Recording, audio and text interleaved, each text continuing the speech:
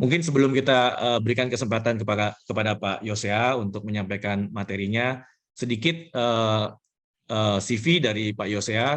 Pak Yosea ini lulusan Universitas Indonesia, sarjana hukum, kemudian juga melanjutkan LLM ke Cornell Law School di tahun 2004, dan karir profesionalnya berawal di Marcus & Partners bersama Pak Iwan tadi. Kemudian dilanjutkan juga di kantor hukum Wiryadinata Widiawan, dan pernah menjadi juga dosen di UPH, Universitas Pelita Harapan, dan kemudian juga berkarir juga di PT Holdiko Perkasa, dan juga di Citibank NA Indonesia Branch sebagai Country Counsel, dan ya, di PT Indofood CBP Sukses Makmur Tbk sebagai Head of Legal, dan saat ini sejak tahun 2015 di PT Bank DBS Indonesia selaku Head of Legal and Corporate Secretariat. Demikian sekilas CV dari Pak Yosea. Mungkin selanjutnya untuk mempersingkat waktu, saya persilakan Pak Yosea untuk membawakan materinya. Silakan Pak. Oke, terima kasih. Sebelumnya salam hormat bagi Bapak Teguh Supangkat dari OJK, Pak Muhammad Miftah dari OJK, Bapak Teguh Ari Biadi dari Menkominfo, Bapak Iwan Setiawan dari HKHPM, Pak Jenio selaku moderator. Salam sejahtera bagi rekan-rekan HKHPM, para senior saya di sana. Terima kasih untuk kesempatan yang diberikan untuk saya dapat berbagi pengalaman mengenai tren dan inovasi perbankan digital di Indonesia. Jadi materi yang akan saya sampaikan ini ditinjau dari perspektif pelaku usaha di bidang perbankan, khususnya dari kacamata kami selaku in-house counsel bank. Dan kiranya materi ini bisa menjadi bahan diskusi yang menarik, dan kami juga bisa memperoleh masukan baik dari pihak regulator maupun para pakar dan konsultan hukum yang hadir pada hari ini. Kami mohon bisa ditampilkan presentasinya.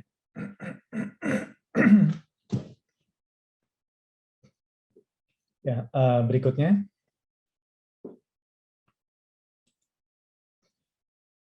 Oke. Ya, terima kasih. Ini adalah agenda kita hari ini, ada 3 bagian, tapi sebelumnya ada sedikit disclaimer yang ingin saya sampaikan. Jadi pertama, presentasi ini adalah pandangan saya pribadi, tidak mewakili institusi tempat saya bekerja, dan hanya ditujukan untuk kepentingan diskusi hari ini. Kedua, penafsiran atau aturan yang diuraikan bukan merupakan pendapat hukum ataupun analisa komprehensif atas ketentuan yang berlaku. Dan ketiga, materi mengenai produk jasa keuangan yang akan dijadikan contoh, bukan merupakan penawaran dalam bentuk apapun. Jadi kita bagi menjadi pertama, digital economy Indonesia, lalu kedua, digital banking, regulatory landscape, opportunities and challenges, yang ketiga, future of digital banking. Pada bagian pertama, kita akan melihat beberapa hal yang mendorong pertumbuhan ekonomi digital Indonesia, yang tentunya tidak lepas dari pesatnya perkembangan teknologi informasi, sekaligus juga tentunya maknanya bagi sektor keuangan, khususnya perbankan. Berikutnya.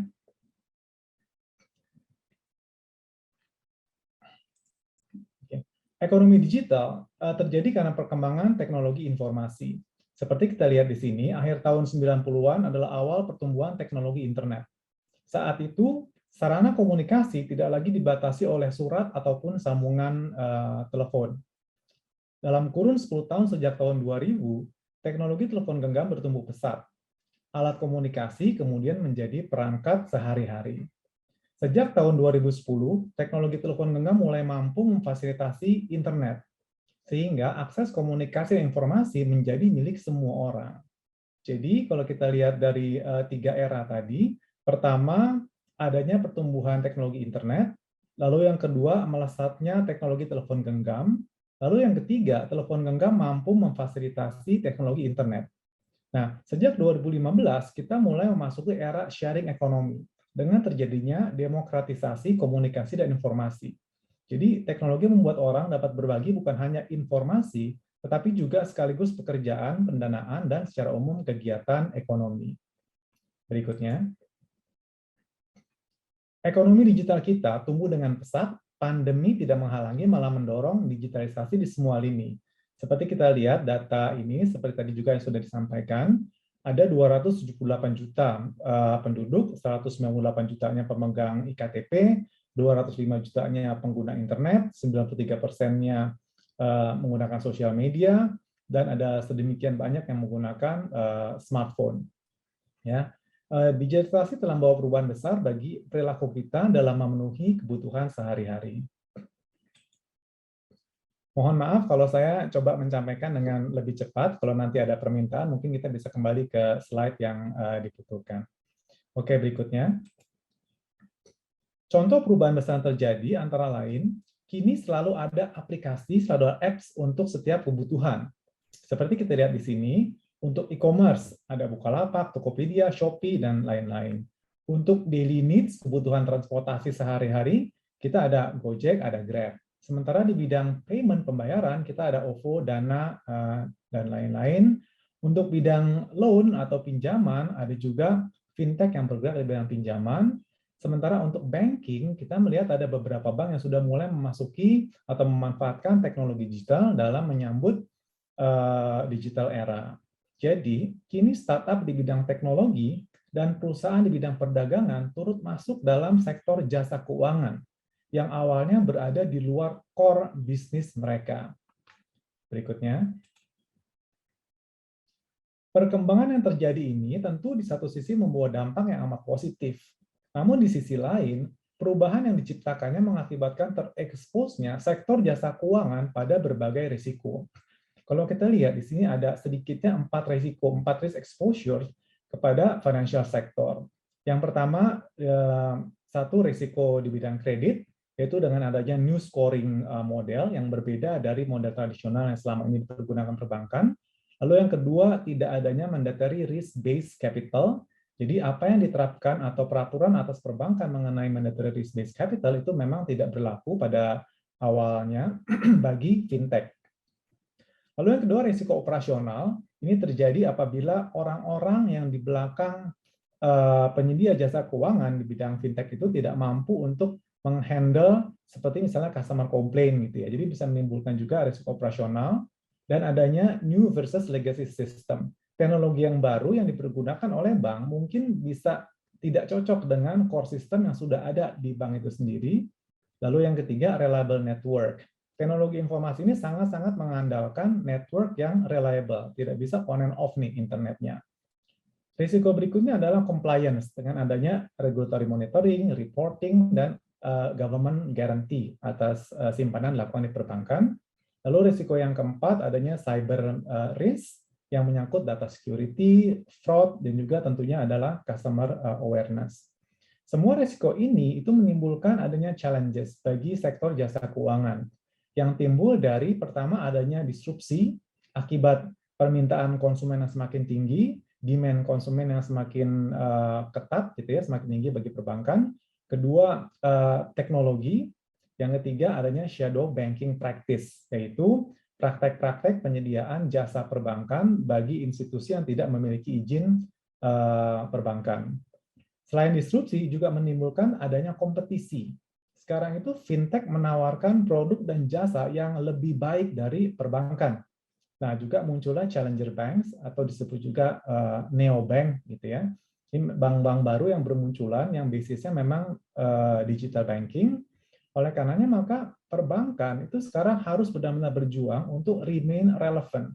Kalau perbankan tidak mengikuti perkembangan, maka perbankan tidak lagi akan relevan bagi para nasabah. Yang menjadi perhatian utama sekarang adalah bagaimana kita bisa berkolaborasi dan menemukan keseimbangan yang tepat. Karena memang jika exposure dan challenges tidak dikelola dengan baik akan dapat membawa dampak yang tidak diinginkan, gitu kan. Bukan hanya bagi sektor keuangan, tapi juga perekonomian secara keseluruhan. Tapi apabila bisa berkolaborasi dengan baik, tentunya kita bisa menemukan solusi yang baik. Berikutnya. Pada bagian kedua, kita akan melihat adanya tren saat ini, khususnya bagaimana para pemangku kepentingan, khususnya pembuat peraturan dan pelaku usaha, berupaya memberikan respon yang tepat atas perkembangan teknologi yang terjadi saat ini. Jadi, peran regulator itu amat penting, karena inovasi yang dilakukan bank dalam menyikapi tren yang ada, harus berjalan dalam koridor ketentuan yang berlaku. Tren yang terjadi dalam perkembangan teknologi dan perubahan regulatory landscape menjadi prioritas utama bank. Karena memang menciptakan banyak peluang, tapi sekaligus menghadirkan tantangan dalam melaksanakan dan mengembangkan kegiatan usaha perbankan. Berikutnya, Bank Indonesia telah mengeluarkan cetak biru Sistem Pembayaran Indonesia 2025. Di sini open banking menjadi salah satu bagian utama dari cetak biru ini dan akan diatur penyelenggaraannya. Bagian lainnya adalah sistem pembayaran retail, infrastruktur pasar keuangan, data, dan perizinan dan pengawasan. Berikutnya, ini adalah visi dari cetak biru Sistem Pembayaran Indonesia tahun 2025. Jadi di sini ada integrasi, digitalisasi, interlink, balance, dan kepentingan nasional. Berbagai peraturan kemudian dikeluarkan untuk mewujudkan visi tersebut. Berikutnya. Jadi sebagai tindak lanjut dari cetak biru tersebut, Bank Indonesia mengeluarkan peraturan mengenai open banking, yaitu pemanfaatan teknologi dalam bidang keuangan yang memungkinkan bank untuk membuka API atau Application Programming Interface kepada pihak ketiga dalam rangka memberikan akses baik terhadap data maupun layanan yang dimiliki oleh bank. Jadi open banking ini diatur dalam PADG Bank Indonesia nomor 23 tentang implementasi standar nasional open API pembayaran dengan adanya kewajiban bagi penyedia layanan dan penyedia jasa pembayaran untuk menerapkan Open API pembayaran berbasis standar nasional. Dan ini berikutnya adalah ruang lingkup tata kelola yang mencakup pelindungan konsumen, pelindungan data, prinsip kehati-hatian, dan standar kontrak. Jadi secara singkat, Application Programming Interface itu adalah seperangkat protokol dan instruksi untuk memfasilitasi interkoneksi antar aplikasi yang memungkinkan fintech dan perbankan itu bisa saling bertukar informasi. Berikutnya. OJK juga telah mengeluarkan cetak biru transformasi digital perbankan. Cetak biru ini terfokus pada 5 elemen utama kebijakan digitalisasi perbankan, yaitu meliputi pedoman implementasi data, teknologi, manajemen informasi, manajemen risiko, kolaborasi, dan tatanan institusi. Jadi memang kelima langkah strategis ini diharapkan dapat mendorong perbankan dalam menciptakan inovasi produk dan layanan keuangan untuk bisa memenuhi ekspektasi konsumen dan berorientasi pada kebutuhan konsumen. Berikutnya. Ini adalah 5 langkah strategis dan tujuan yang diharapkan: data, teknologi, manajemen risiko, kolaborasi, tatanan institusi, dengan tujuan supaya bisa melayani kebutuhan konsumen. Berbagai peraturan dikeluarkan untuk mewujudkan hal tersebut, misalnya ketentuan dalam penyelenggaraan elektronik dan digital banking. Berikutnya. Ketentuan OJK yang terkait dengan perbankan digital di Indonesia saat ini mengatur mengenai elektronik dan digital banking. Mungkin ini adalah konsep yang paling familiar dan paling populer dan paling banyak digunakan dalam kebutuhan dalam kehidupan kita sehari-hari gitu ya. Jadi electronic banking itu diatur dalam POJK MRTI, sementara digital banking ada tambahan peraturannya, yaitu pelanggaran penyelenggaraan layanan perbankan di jalur bank umum, lalu juga aturan tentang bank umum, ada juga aturan tentang penyelenggaraan produk bank umum. Kalau kita lihat dari definisinya, electronic banking itu adalah layanan bagi nasabah bank untuk memperoleh informasi, melakukan komunikasi, dan transaksi perbankan melalui media elektronik. Sementara layanan perbankan digital adalah layanan perbankan elektronik yang dikembangkan dengan mengoptimalkan pemanfaatan data nasabah dalam rangka melayani nasabah secara cepat, mudah, dan sesuai dengan kebutuhan. Jadi digital banking ini adalah pengembangan lebih lanjut dari electronic banking. Sementara bank digital sendiri adalah bank yang menyediakan dan menjalankan kegiatan usaha terutama melalui layanan elektronik tanpa keberadaan kantor fisik selain kantor pusat atau menggunakan kantor fisik secara terbatas. Berikutnya. Dari definisi aturan, berikutnya. Ya. Dari definisi aturan yang ada dan dari berbagai kegiatan serta layanan yang diberikan, terlihat adanya perbedaan antara digital banking atau bank digital dengan perbankan konvensional. Sekarang apa sih yang menjadi pembeda dari digital bank? Pertama, branchless. Branchless itu bukan berarti atau tidak harus bank ini tidak boleh punya cabang, bukan. Tapi branch artinya enabling banking from anywhere, artinya mempermudah customer atau memungkinkan customer melakukan transaksi perbankan dari manapun dengan menggunakan gadget yang dimilikinya, tidak harus datang ke bank. Yang kedua, fully digital. Jadi produk itu directly accessible and manageable via apps. Transaksi perbankan dapat diakses nih fully digital, tidak harus customer datang ke bank untuk bisa melakukan transaksi. Lalu yang ketiga, 24/7 continuous support to do banking activities anytime conveniently. Bukan hanya customer bisa melakukan dari mana saja, tapi customer bisa melakukan kapan saja yang diinginkan.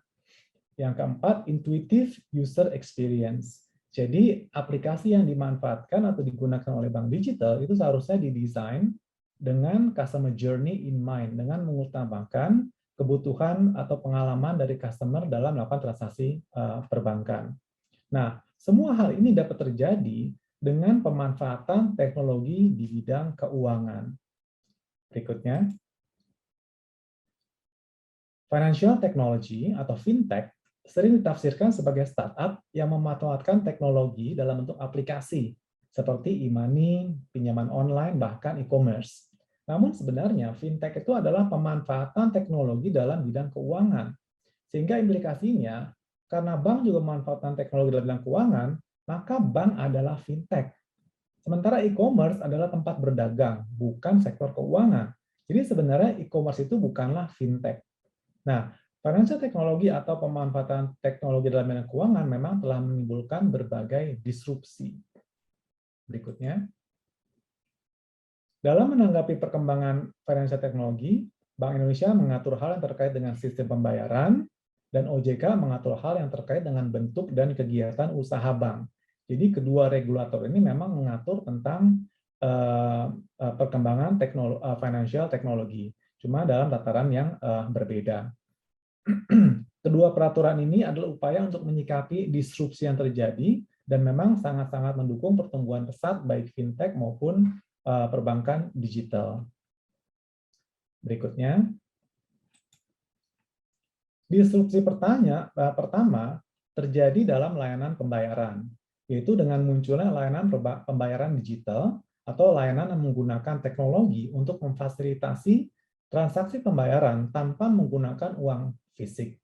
Fintech dalam sistem pembayaran diatur oleh Bank Indonesia. Berikutnya, setidaknya ada dua hal penting yang perlu kita tahu dalam layanan pembayaran digital. Pertama, sumber dana yang tentunya harus ada untuk dapat melakukan pembayaran. Lalu yang kedua, e-money atau uang elektronik yang saat ini telah amat populer sebagai salah satu instrumen pembayaran.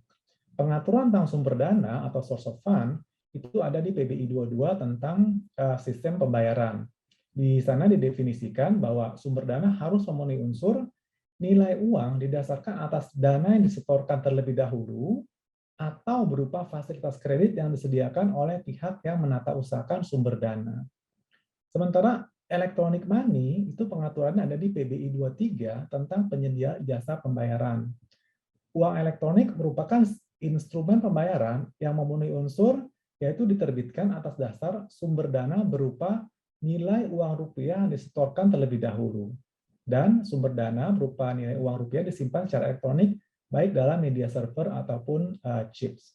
Kebetulan berapa kali saya iseng untuk melihat definisi yang diberikan oleh banyak website atau aplikasi tentang perbedaan electronic money dan electronic wallet.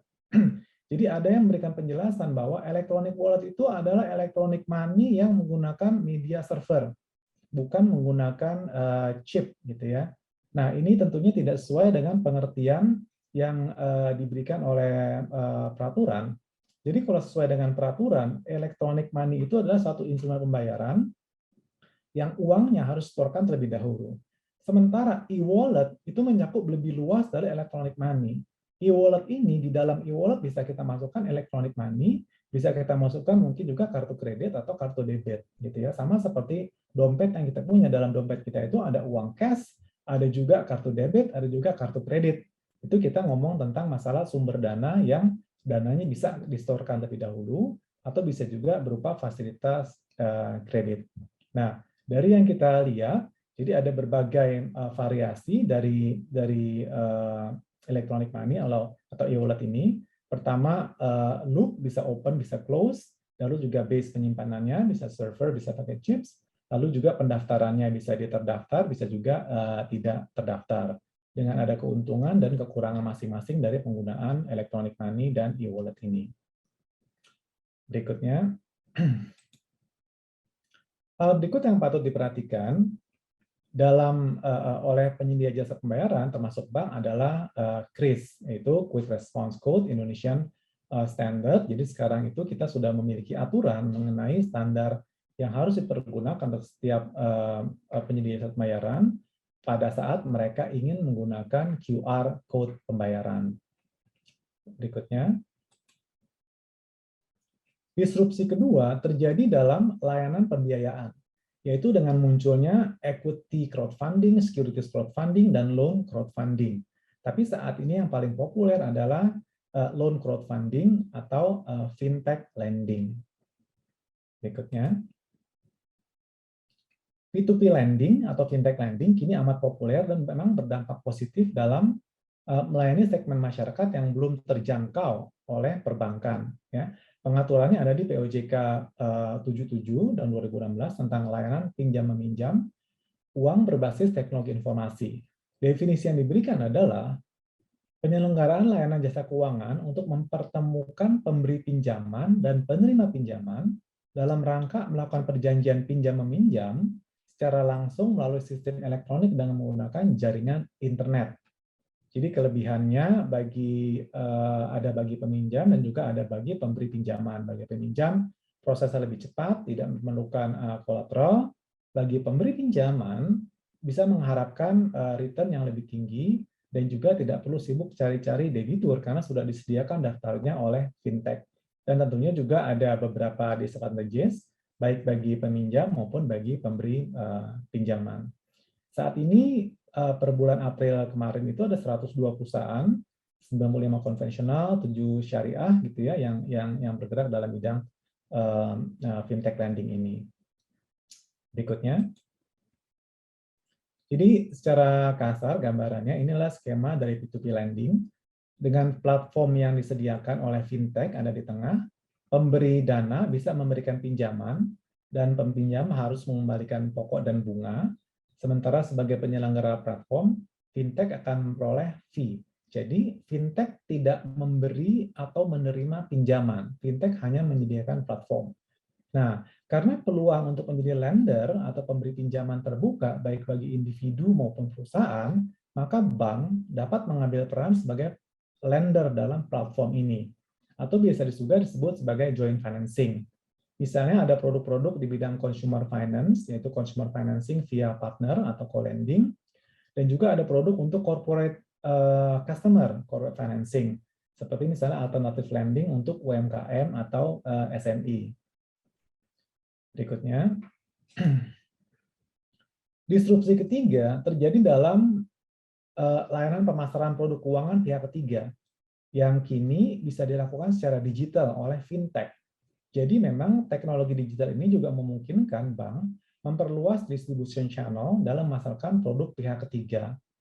Digital channel ini memperluas kesempatan bank untuk meningkatkan pendapatan dalam bentuk fee-based income. Ada setidaknya ada beberapa produk pihak ketiga yang dipasarkan oleh bank saat ini, yaitu pertama bank assurance, yang kedua mutual funds, yang ketiga bonds, dan yang keempat juga securities, tapi ini belum ada implementasinya karena POJK-nya juga baru dikeluarkan tentang mitra perantara pedagang efek. Berikutnya, disrupsi keempat terjadi dalam hal perlindungan konsumen yang terjadi dengan munculnya digital channel. Ya. Jadi dalam hal perlindungan konsumen, OJK saat ini telah mengeluarkan aturan baru yang memperkuat pengaturan mengenai layanan penyediaan layanan usaha keuangan. Jadi aturan ini mengoptimalkan upaya perlindungan konsumen sejak dari desain produk atau layanan hingga penanganan dan penyelesaian sengketa. Jadi dalam peraturan ini sudah diatur bukan hanya pada saat konsumen sengketa harus ditangani oleh bank, tapi bank juga harus sudah mulai mengantisipasi dari sejak membuat produk atau mendesain produk, harus selalu terfokus pada layanan kepada konsumen sejak dari awal pembentukan produk, pada saat pemberian layanan, dan pada saat ada komplain dari nasabah. Dan isu-isu sekitar perlindungan konsumen itu menyangkut misalnya tentang transparansi dan literasi yang masih relatif rendah, lalu tentang data privacy dan security, lalu tentang fraud and cybercrime, lalu juga tentunya ada isu mengenai risk appetite dan product suitability untuk nasabah. Berikutnya, dari gambaran tersebut yang tadi sudah kita jelaskan, kita lihat, kami melihat ada 3 hal atau tren terjadi saat ini yang harus dicermati oleh industri perbankan. 3 hal tersebut itu adalah, pertama, perkembangan teknologi yang pesat, lalu yang kedua, masuknya pemain baru atau berkembang jadi usaha baru dalam penyediaan jasa keuangan, dan ketiga, diberlakukannya berbagai ketentuan baru dari pihak otoritas.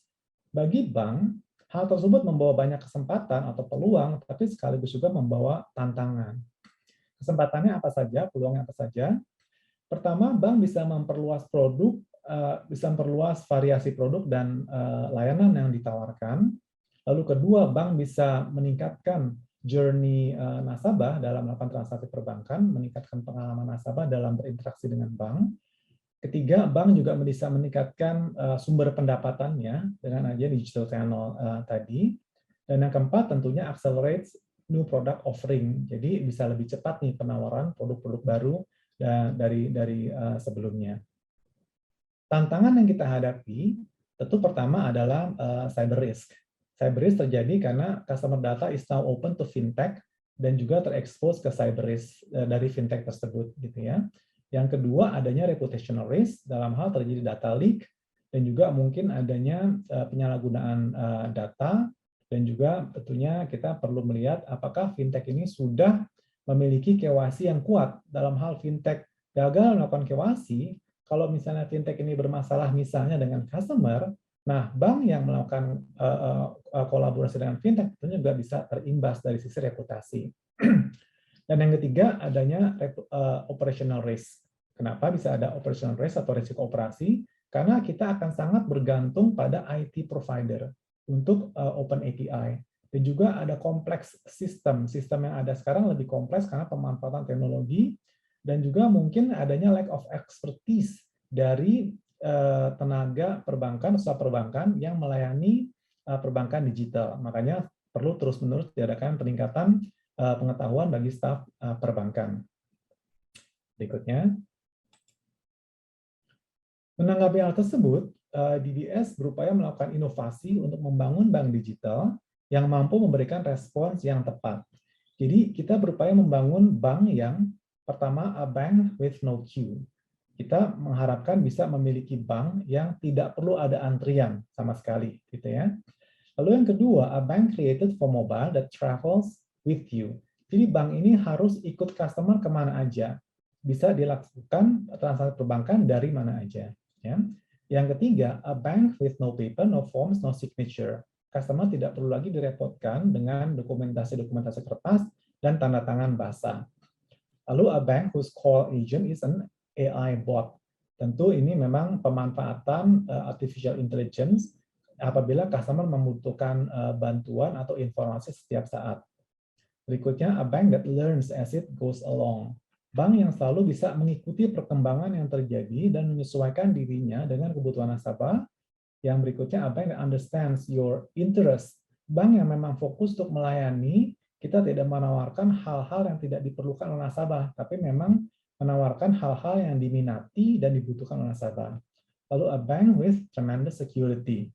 Tentunya bank yang sangat bisa diandalkan keamanannya. Inilah upaya inovasi yang perlu kita lakukan untuk mendukung atau untuk membangun bank digital, untuk merespon situasi yang ada pada saat ini.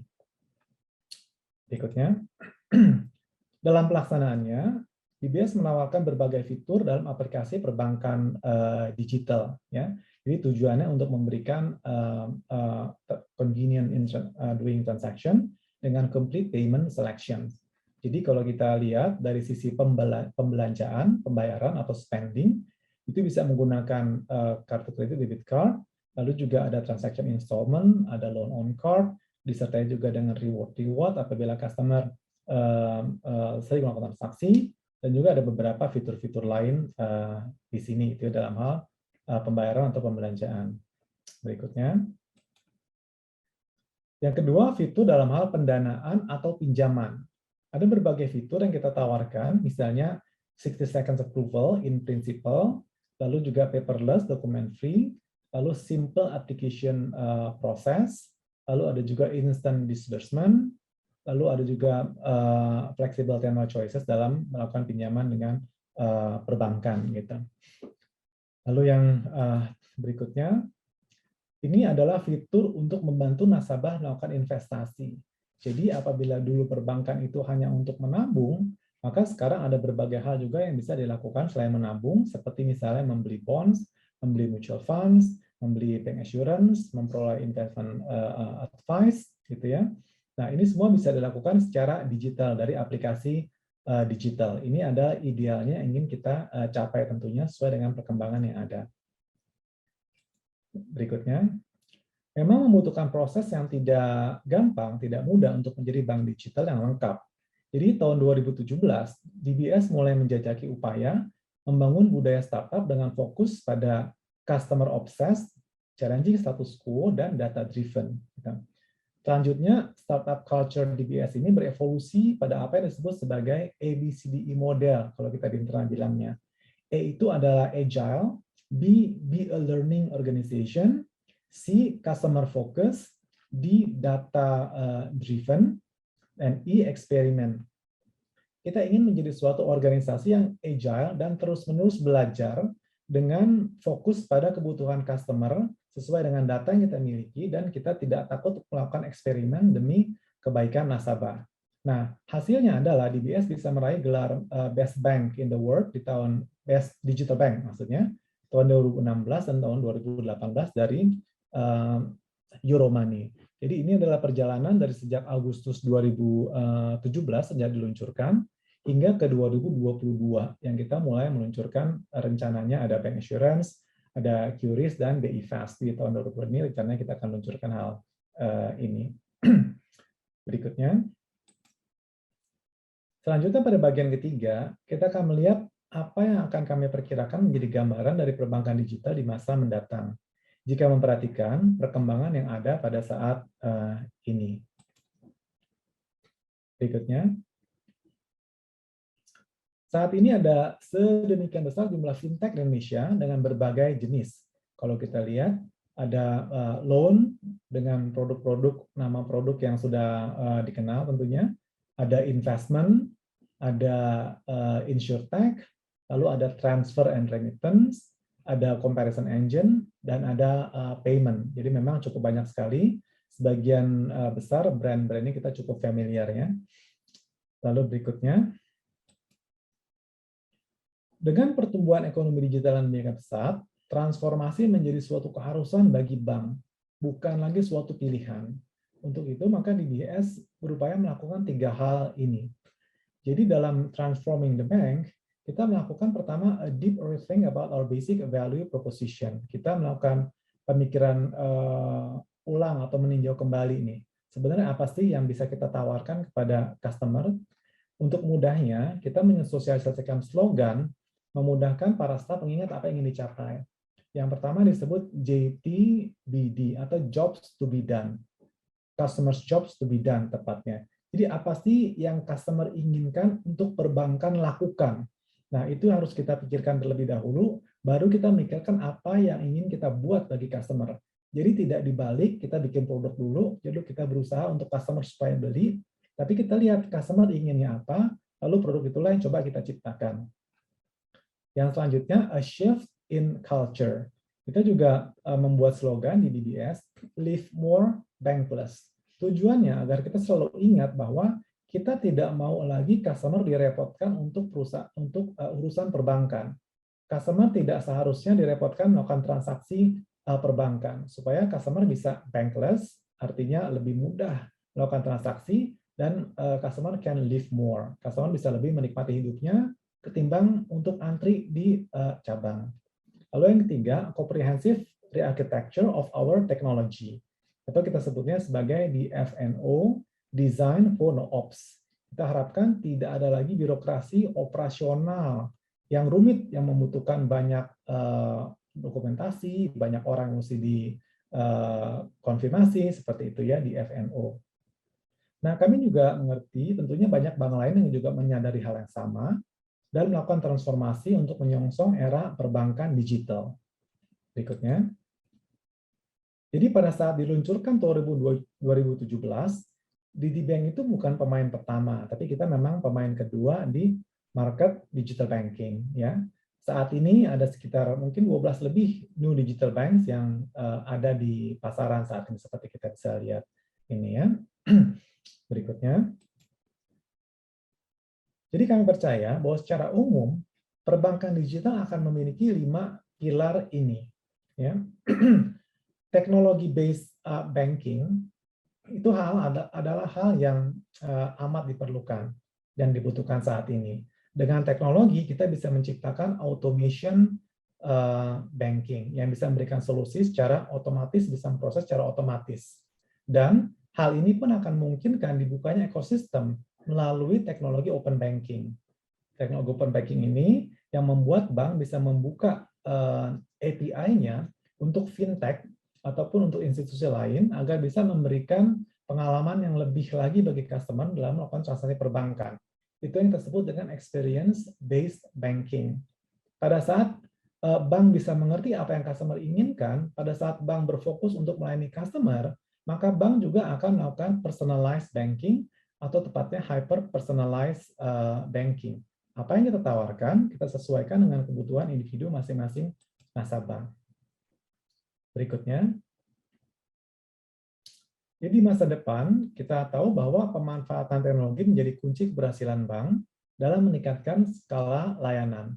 Ini chart secara simpel bagaimana teknologi bisa membantu pemrosesan di perbankan dan bagaimana teknologi bisa menghubungkan bank dengan partners, dengan service providers, juga dengan central government data dan juga regulator melalui API gateway. Berikutnya. Otomatisasi yang ingin kita lakukan atau ingin dilakukan bukan sekedar kosmetik atau gimmick, ya. Jadi di depan ini atau ke depannya otomatisasi bukan lagi sekedar gimmick, di mana orang dari depan itu seperti kita contoh ini di depan ATM, orang ini dia mencoba mengambil dari layar, tapi di belakang ternyata masih ada orang yang memproses secara manual. Nah, ini bukan otomatisasi yang ideal.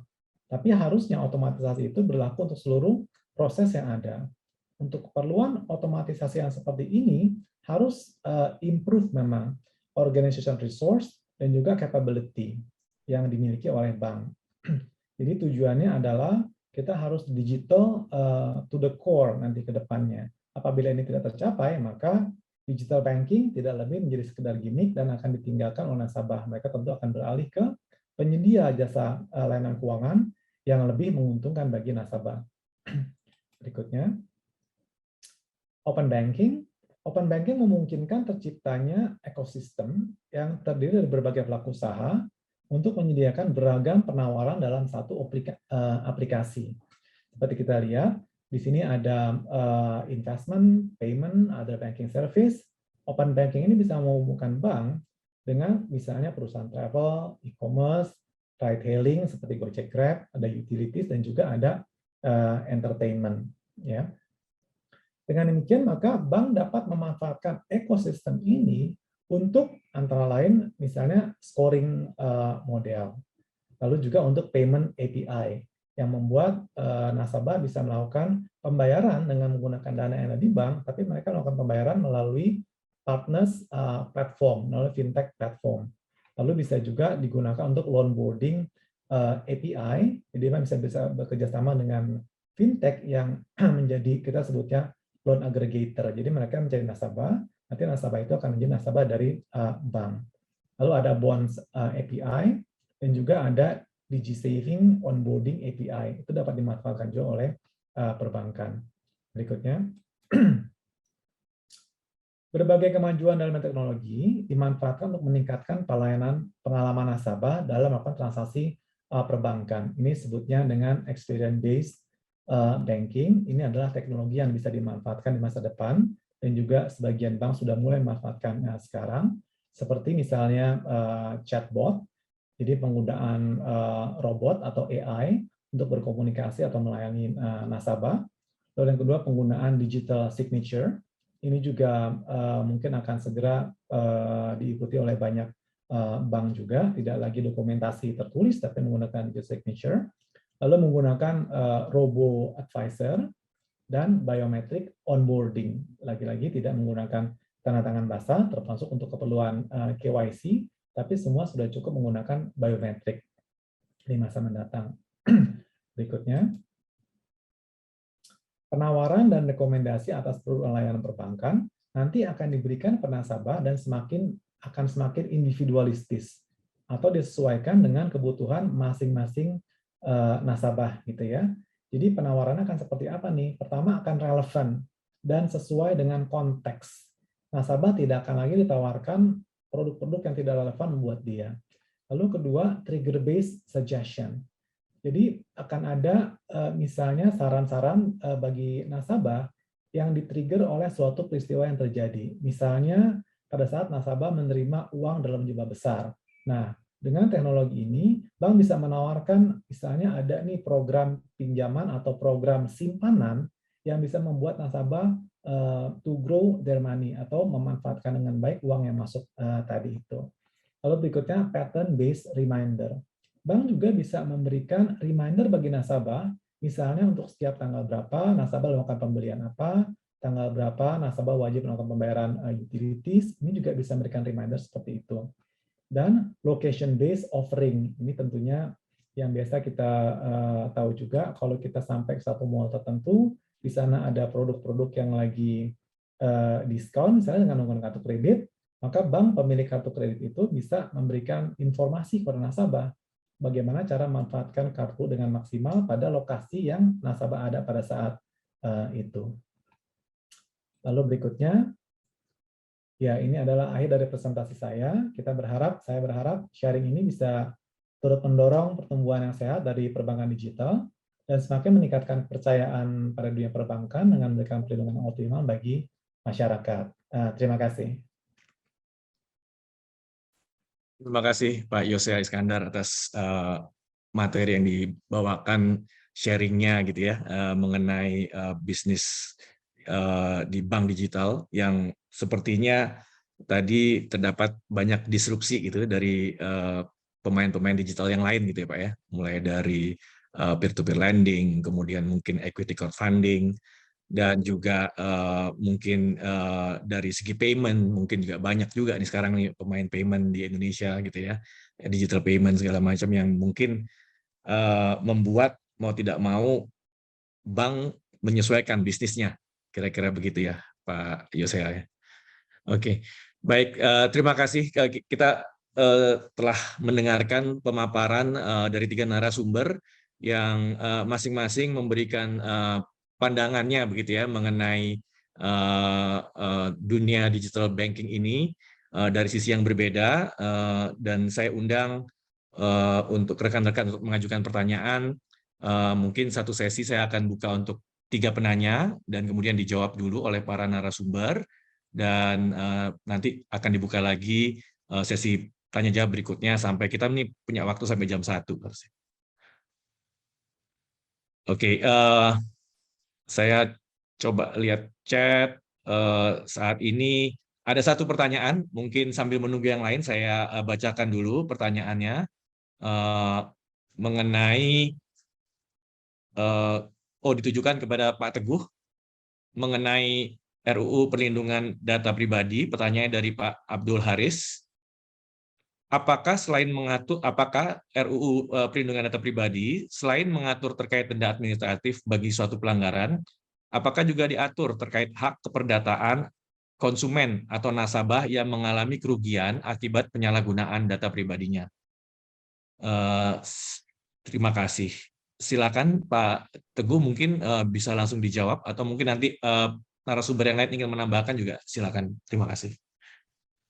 Baik, terima kasih pertanyaannya Pak Abdul Haris bahwa di RUU PDP ini sebetulnya pengaturannya banyak hal ya. Kalau kita bicara data pribadi dalam konteks konsumen, artinya ada hak-hak yang harus dilindungi.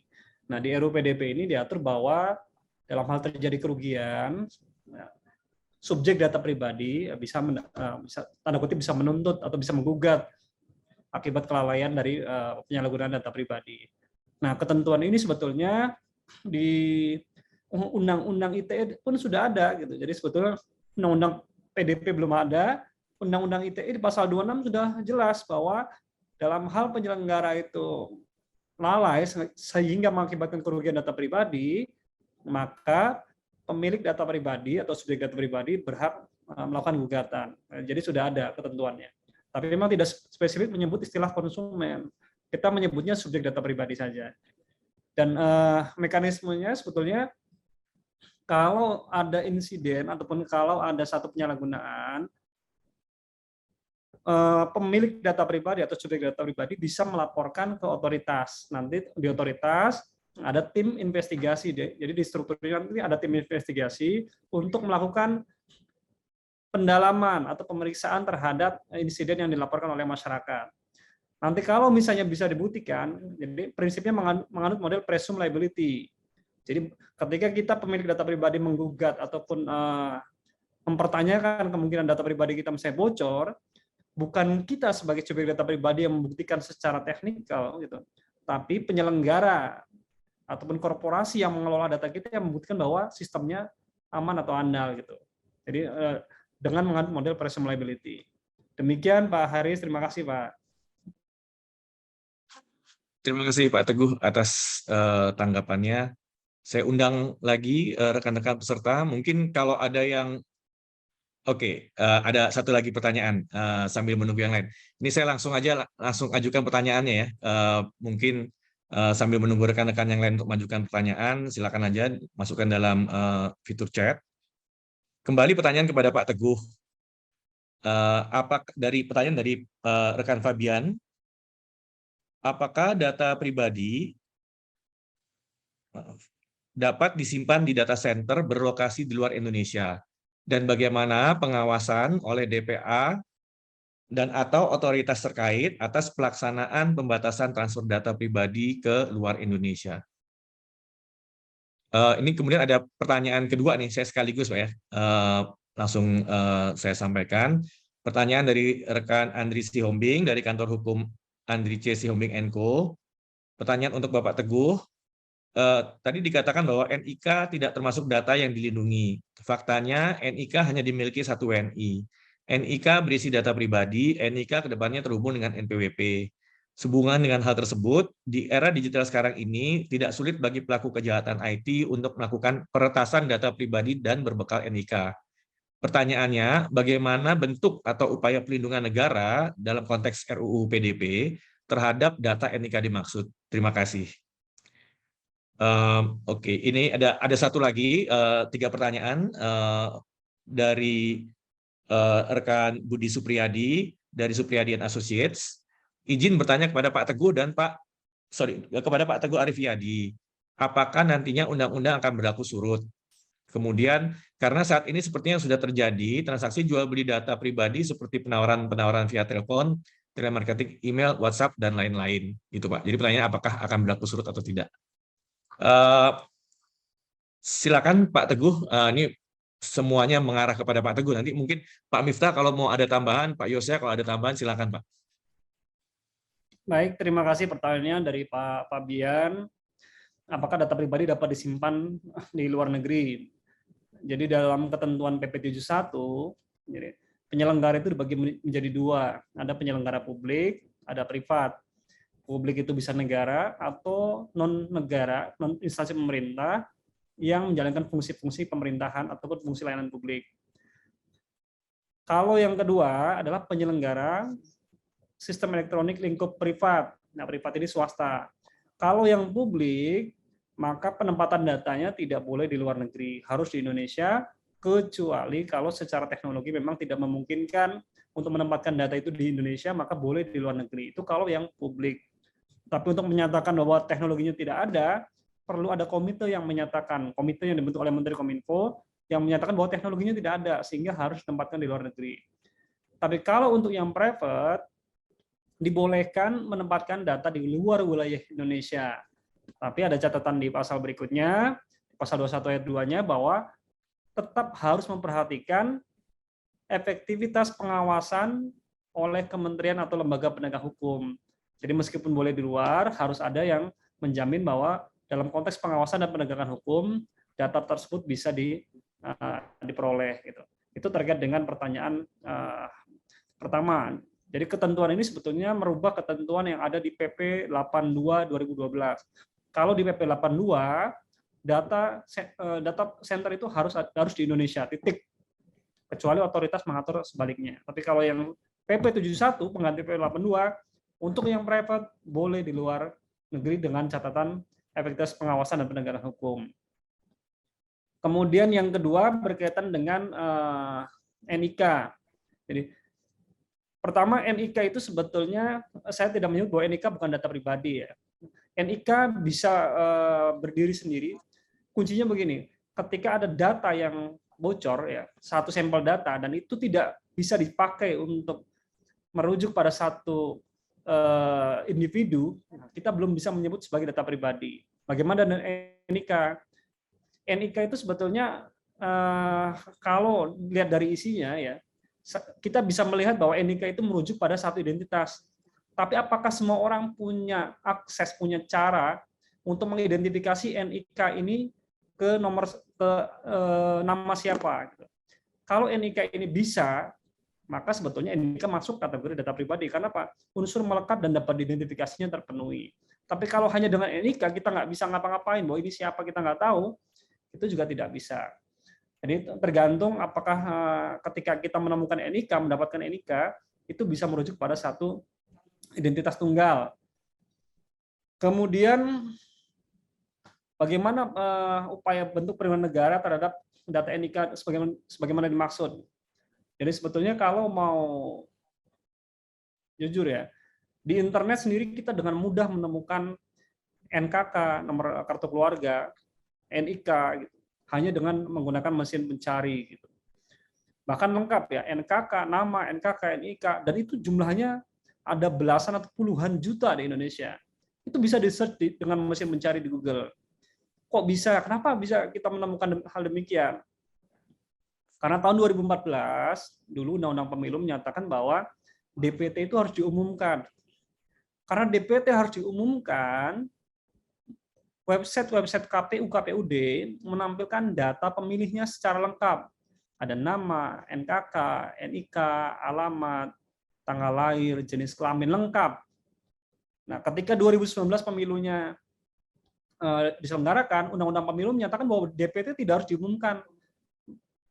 Tapi data-data yang sudah diumumkan di tahun 2014 di website KPU, KPUD tadi, akhirnya dihilangkan itu di-hidden, tidak dibersihkan, tidak di-delete. Ada yang sudah di-hidden, ada yang sudah terlanjur kena crawling, ya kena jaring para mesin pencari. Sehingga banyak pihak yang kemudian melakukan pengumpulan atau dorking, kalau istilah teknisnya mereka melakukan dorking, mengumpulkan data, jutaan data pribadi yang sudah terlanjur tersebar di KPU, KPUD.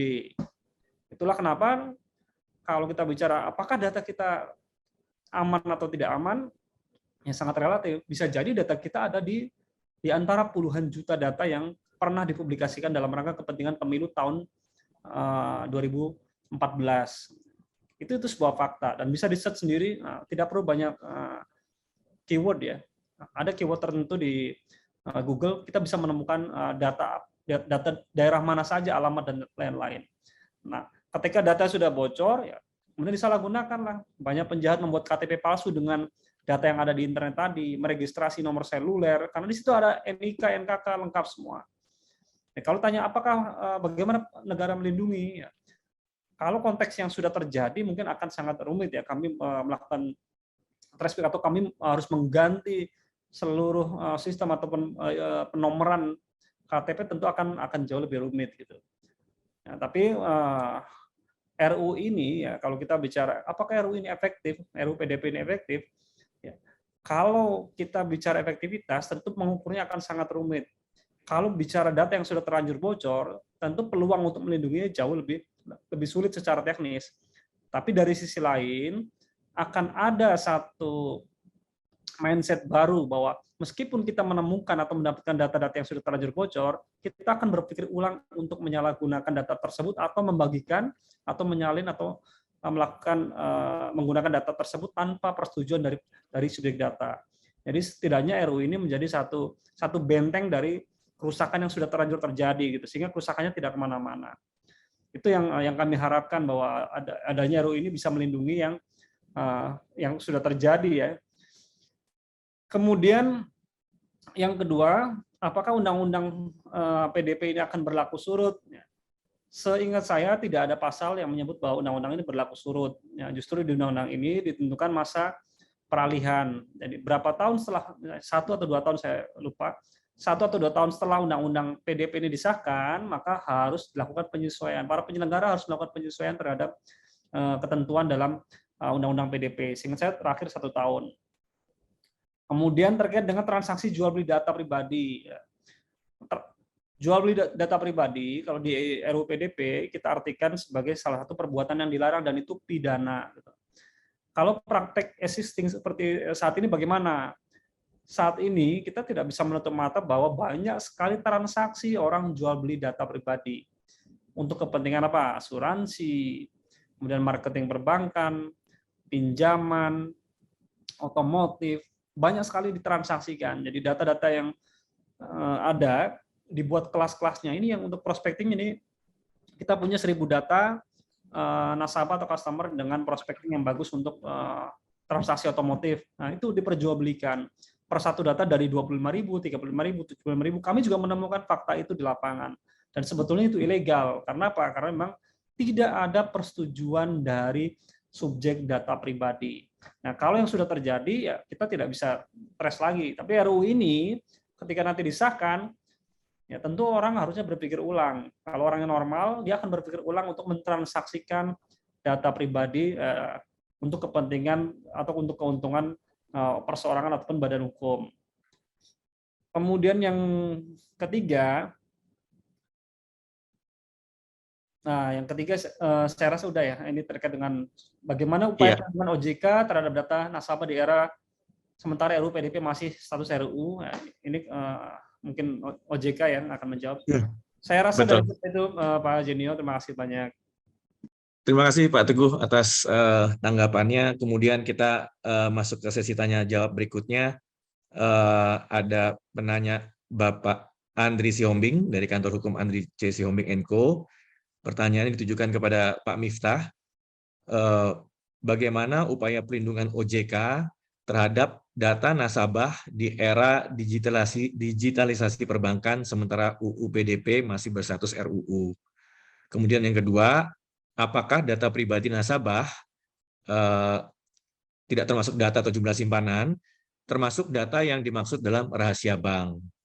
Kemudian yang nomor 3, upaya OJK terkait dengan kemungkinan adanya bank digital ilegal yang notabene bank digital yang diawasi oleh OJK terbatas pada bank digital yang terdaftar atau legal. Demikian itu satu pertanyaan.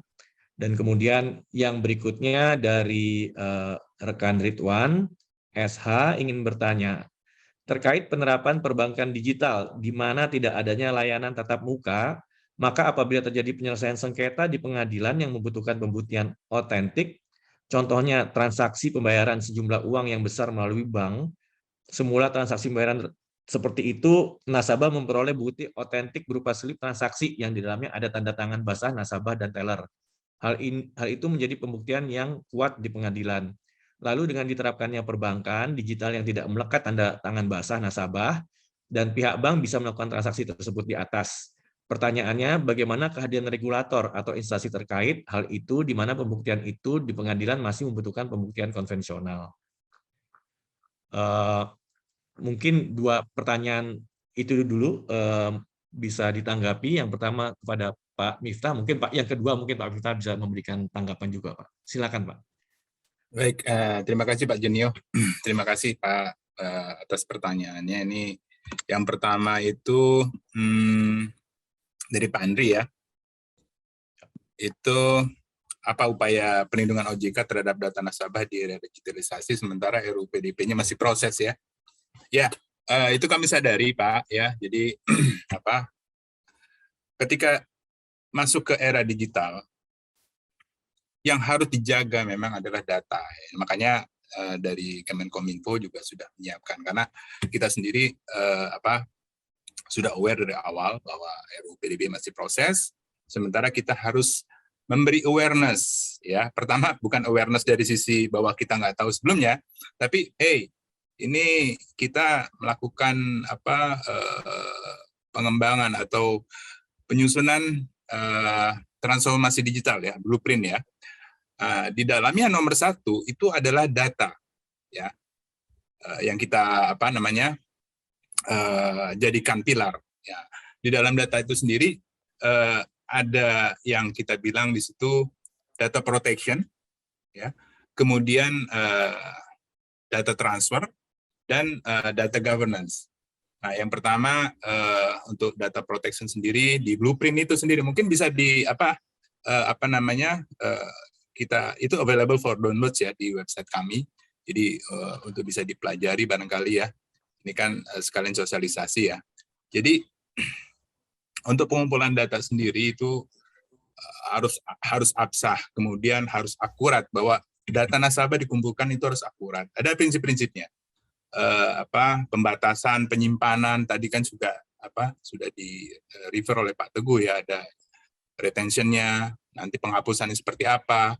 Ya memang kami sendiri ketika menyusun blueprint ini terkait dengan data, kita refer sebenarnya sudah sampai mana RUU PDP. Nah, jadi kita istilahnya nggak jalan sendiri, pasti kita harus refer ke nanti yang kemudian jadi acuan. Termasuk tadi GDPR juga ya, yang di refer oleh Kemenkominfo untuk walaupun tidak nanti 100% di adopt ya, mungkin ada penyesuaian. Nanti kita akan sesuaikan karena dari blueprint ini nanti kita akan turunkan menjadi ketentuan. Nah, ketentuan itu pastinya akan harus disesuaikan, harus comply dengan nanti dari ketentuan dari Kemenkominfo ya. Jadi misalnya untuk data transfer ya, Pak, saya tambahkan lagi, itu sudah juga tadi di-mention oleh Pak Teguh ya. Ada data yang perlu konsen dari nasabah. Karena yang harus menjaga sebenarnya data itu nasabah ya. Nomor 1 ya, bahwa kita jangan sampai dengan mudah memberikan data pribadi kita kemanapun. Ya. Nah, ketika kita memberikan data, mau nggak mau harus ada perjanjian yang jelas di situ. Ini data buat apa? Nah, ini kan kadang-kadang masyarakat nggak aware gitu ya, kita tahu sendiri, orang diminta data, nama, NIK, segala macam dengan mudah, kita kasih aja gitu. Padahal tidak boleh dengan mudah ya, kita harus concern gitu. Makanya kita sudah klasifikasikan, ada yang perlu dengan konsen, ada yang tidak perlu dengan konsen, dan juga nanti di blueprint itu kita bilang, nyatakan juga pihak mana yang bisa melakukan transfer data, kemudian pihak yang diwajibkan untuk membagikan data juga ada. Nanti kita jadi acuan ya, kemudian penerima transfer data juga bagaimana. Nanti kita akan jadi acuan juga di situ mengenai pertukaran data. Pertukaran data harus ada data sharing agreement-nya, kemudian sarana pertukaran datanya, data security-nya, kemudian nanti dalam data sharing sendiri itu hak nasabah seperti apa itu nanti kita akan coba atur gitu ya. Data sharing dalam kondisi darurat juga kita akan atur. Jadi memang terkait dengan data ini kita sudah aware dan kita sudah siapkan guidelines-nya sementara di blueprint, nanti kita akan tuangkan dalam aturan dan juga akan sesuaikan dengan nanti dari aturan dari Kemenkominfo. Itu yang terkait dengan data. Kemudian apakah data pribadi nasabah itu termasuk data yang rahasia bank? Saya pikir itu satu paket ya. Kalau cuma nama aja saya pikir saya punya simpanan di bank itu bukan rahasia bank. Ya kan? Tapi kalau saya punya simpanan di bank itu dengan jumlah sekian, itu kan berarti terlihat itu ada yang termasuk di dalam rahasia bank. Tapi kalau nama aja saya pikir sih tidak ya. Ya mungkin saya secara hukum kurang firm juga, tapi itu secara pribadi menurut saya itu tidak. Karena cuma nama loh. Nama sih saya pikir nama kan bisa sama ya. Mungkin Pak Genio ada juga nama Genio yang lain punya bank, dia punya simpanan di bank yang sama juga ya gitu ya. Jadi itu saya pikir nggak ada masalah. Kemudian upaya OJK terkait dengan kemungkinan adanya bank digital ilegal yang mungkin bisa ada ya, yang tidak terdaftar di OJK. Nah, yang namanya ilegal memang itu bukan cuman concern dari regulator ya, tapi kita sama-sama harus menyampaikan kesadaran, karena satu kunci di era digital sendiri itu adalah melek digital ya. Tadi ya, kita harus sadar bahwa data kita harus kita jaga. Jangan sembarangan kita bagi-bagi data. Even misalnya saya pernah terjadi, saya ingat sekali, tiba-tiba ada orang kirim SMS itu dengan namanya bukan nama saya, tapi nama ibu kandung saya. Wah, kok bisa ini nama ibu? Ini kan nomor saya. Tapi kok yang dikirim atas namanya itu nama ibu kandung saya? Wah, saya mikir, oh ini data ibu kandung saya itu kapan saya share gitu ya? Saya akan secure banget, itu beberapa tahun yang lalu ya. Kemudian saya pikir, oh mungkin pada saat saya apply kartu kredit gitu kan. Tapi kalau dari bank saya yakin nggak akan ya maksudnya saya sedikit saya yakin ya bank tidak akan mudah membocorkan data. Kemudian saya sadar bahwa saya pernah gitu ya ada di mall itu yang nawarin kartu kredit kan, agen-agen itu kan. Nah, kita ngisi aja. Kita nggak tahu apakah itu diproses atau bahkan kemudian mereka cuma ngumpulin data. Padahal di situ kan kita masukin nama ibu kandung. Ya sudah. Jadi ya padahal nama ibu kandung itu adalah salah satu key juga untuk yang harus kita jaga ketika bertransaksi perbankan. Nah, jadi ya itu pengalaman saya. Saya coba tanya ke regulator dari kartu kredit ya Bank Indonesia, gimana nih kok data saya bisa keluar? Coba deh pikir, jangan sampai kamu nyalahin bank gitu ya. Bisa jadi waktu itu pernah kamu apply kartu kredit yang mungkin nanti kemudian nggak diproses. Oh iya benar juga gitu ya. Jadi memang masalah ilegal ini di kami sendiri ada ya, ini kerjasama ya, ada Satgas Waspada Investasi ya, yang mungkin perlu kita dukung kalau misalkan kita melihat ada sesuatu yang ya ilegal gitu, kita bisa laporkan biar nanti bisa di follow up. Contohnya kayak kasus-kasus kemarin yang pinjaman ilegal itu kan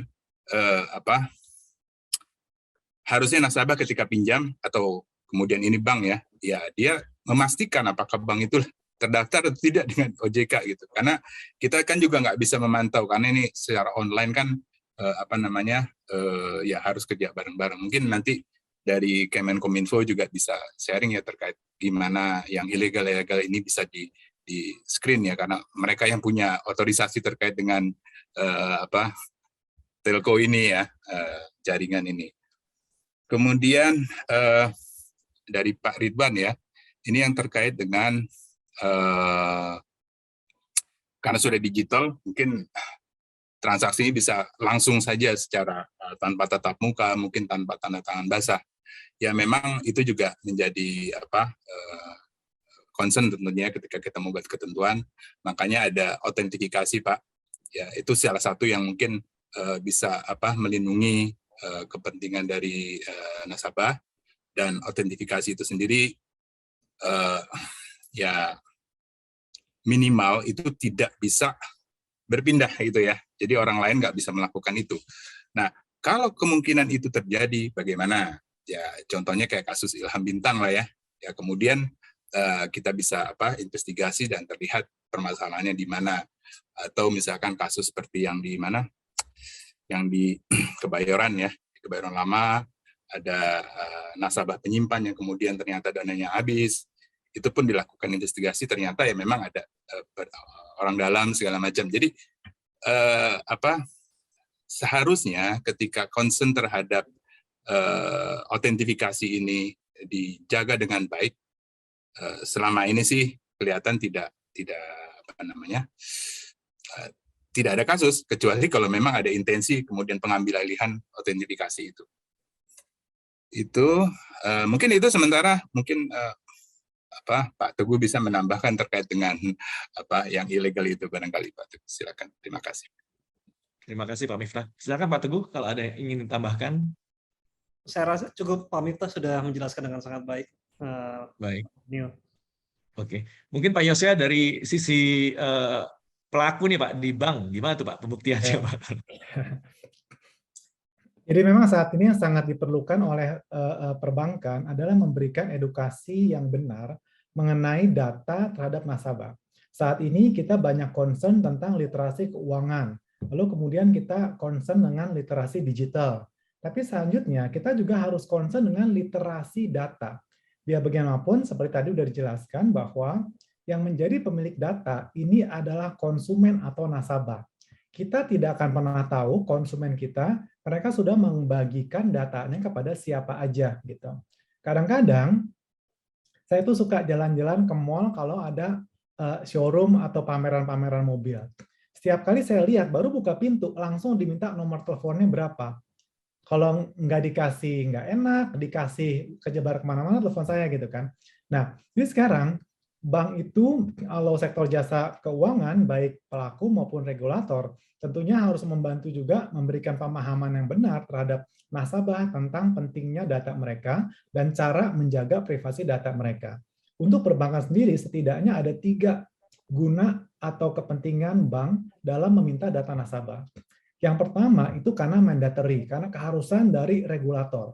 Tanpa data itu bank minta, maka bank tidak boleh mengambil orang itu atau individu itu sebagai nasabah, yaitu data tentang KYC. Jadi know your customer data is very important for bank. Tanpa data itu customer tidak boleh menjadi customer kita, gitu kan. Lalu yang kedua, untuk memberikan layanan tertentu atau untuk menawarkan produk tertentu. Jadi bank itu tidak boleh menawarkan sembarang produk kepada nasabah, terutama produk-produk di bidang investasi. Itu yang tadi juga saya jelaskan mengenai risk appetite dan product suitability. Kalau untuk investasi, bank tidak boleh menawarkan investasi yang sifatnya high risk kepada customer yang sudah jelas-jelas dibilang bahwa saya cuma mau nabung gitu. Dan ini kan tidak sesuai dengan keinginan customer, tidak sesuai dengan risiko customer, tidak sesuai juga dengan produk yang ditawarkan. Itu yang kedua, untuk memberikan penawaran terhadap customer. Lalu yang ketiga, untuk meningkatkan pelayanan terhadap customer. Ya, jadi data yang pertama itu data yang harus bank punya. Lalu yang kedua, data yang kalau bank tidak punya, maka bank tidak bisa menawarkan produk tertentu pada nasabah. Lalu yang ketiga, data yang bank perlukan untuk meningkatkan layanan nasabah. Bank memerlukan data mengenai misalnya nih, nasabah sukanya belanja apa aja, nasabah seringnya ada di mana aja, nasabah secara rutin misalnya, dia itu melakukan apa. Nah, itu bisa membuat bank menawarkan yang kita sebut tadi hyper-personalized product. Tanpa data ini, bank tidak bisa meningkatkan pelayanan pada nasabah yang bersangkutan. Jadi, yang ketiga ini memang tidak wajib, tapi kalau diberikan oleh nasabah, maka nasabah sendiri akan diuntungkan oleh pihak perbankan. Nah, yang menarik adalah memang pada saat ini aturan OJK mengharuskan bank untuk menjaga keamanan data nasabah. Apabila terjadi kebocoran yang mengakibatkan kerugian pada nasabah, maka bank harus bertanggung jawab. Nah, sekarang permasalahannya, kapan terjadi kerugian? Apakah dengan data nasabah bocor, otomatis nasabah akan mengalami kerugian? Nah, itu juga mungkin belum dites tuh di pengadilan, belum pernah ada kasus yang at least yang saya baca ya. Nah, kasus yang terjadi sekitar 2 tahun lalu, kalau tidak salah ya, terjadi sengketa antara Tokopedia dengan komunitas konsumen Indonesia, di mana Tokopedia itu digugat ke pengadilan karena terjadinya kebocoran data. Nah, pada saat itu di mass media saya lihat ada 2 pandangan yang besar nih yang sangat bertolak belakang tentang tanggung jawab dari terjadinya kebocoran data. Pihak konsumen selaku penggugat itu dia berargumen bahwa sudah terjadi kebocoran data. Buktinya data saya tersebar di luar. Karena sudah terjadi kebocoran data, maka Anda sebagai penyelenggara informasi harus bertanggung jawab dan mengganti kerugian. Itu argumen dari konsumen. Argumen dari penyelenggara adalah tugas saya itu adalah menjaga keamanan. Jadi sepanjang saya sudah melakukan tindakan untuk menjaga keamanan, maka sudah cukup, itu tugas saya. Masalah itu bocor atau enggak, saya tidak bisa memberikan garansi sampai sedemikian jauh. Yang penting saya sudah berusaha sebaik-baiknya, best market practice sudah saya implementasikan untuk menjaga keamanan data Anda. Nah, ini adalah dua pandangan yang berbeda dari pihak penggugat dan tergugat. Tapi memang saat itu saya tidak memperoleh hasil putusan finalnya seperti apa gitu kan. Apabila perbedaan pandangan yang terjadi di dunia perbankan, dispute yang terjadi di perbankan, tentu akan sangat mengganggu gitu kan. Sampai seberapa jauh bank mesti bertanggung jawab. Apakah cukup dengan nama nasabah muncul di luar, lalu nasabah bisa menggugat bank, atau bank harus membuktikan bahwa dia sudah menjaga sebaik-baiknya dan kebocoran tidak terjadi pada bank tersebut misalnya gitu ya. Nah, itu juga menjadi mungkin butir penting nih kalau misalnya undang-undang perlindungan data pribadi ingin disahkan gitu. Nah, bagi bank sendiri yang penting buat kita adalah kita memiliki koridor aturan yang tegas dan pasti, maka kita akan bisa berjalan pada koridor tersebut. Selama aturan masih belum jelas, maka tentunya akan menimbulkan potensi adanya pihak-pihak yang ingin memanfaatkan celah yang ada di sana. Dan kebetulan tadi juga menyinggung tentang apakah data itu bisa disimpan di luar negeri.